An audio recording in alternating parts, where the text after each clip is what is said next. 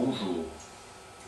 Voilà, nous allons traiter aujourd'hui de l'esthétique, de définir effectivement ce que est l'esthétique. Alors il est parfois difficile de terminer ce terme, de savoir ce qui est beau et pourquoi il est beau. Alors au commencement, les architectes et puis les dessinateurs, se basant sur des mathématiques et les proportions, ont défini des rapports entre les lignes de tous les éléments de base du dessin. Les anatomistes et les grands peintres, comme Léonard de Vinci, ont travaillé sur le visage humain et ont déterminé les meilleures proportions avec l'apparition d'un nombre d'or qui serait 1 pour 1,618, déterminant les proportions d'un beau visage. Ce but est-il atteint à ce stade? Avons-nous défini l'esthétique avec un nombre d'or?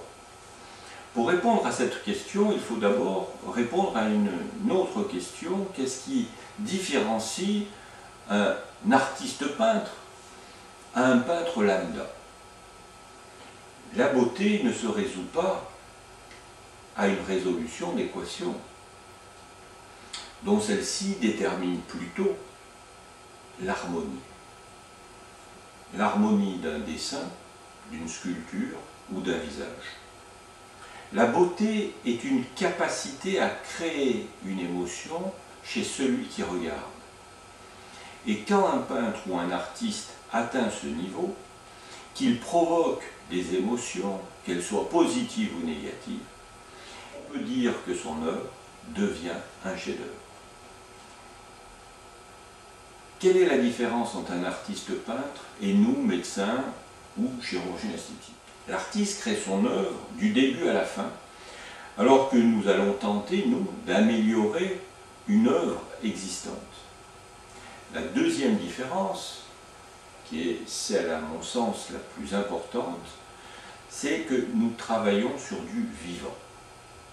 Alors, bien sûr, cette différence se situe au niveau du mouvement, défini par la forme, la structure, l'implantation des muscles qui vont créer ce mouvement et des ordres que le cerveau, imprégné de notre psychisme, va donner à ces muscles pour leur conférer une tonicité qui va caractériser la personne. Nous sommes là devant une nouvelle notion qui est le dynamisme du vivant. C'est cette notion de dynamisme, du mouvement, qui détermine le charme. Une œuvre harmonieuse détermine les bases de la beauté et correspond à un peintre lambda. Une belle œuvre qui crée des émotions correspond à un artiste. Une belle œuvre qui a du charme correspond à une réalisation divine. Une personne peut être harmonieuse sans créer d'émotion, c'est-à-dire belle sans charme, froide, ou alors charmante sans être harmonieuse, ni peut-être donc belle. Et c'est là que commence l'interrogation de celui qui regarde, car il est plein d'émotions différentes et n'arrive pas à définir son sentiment définitif.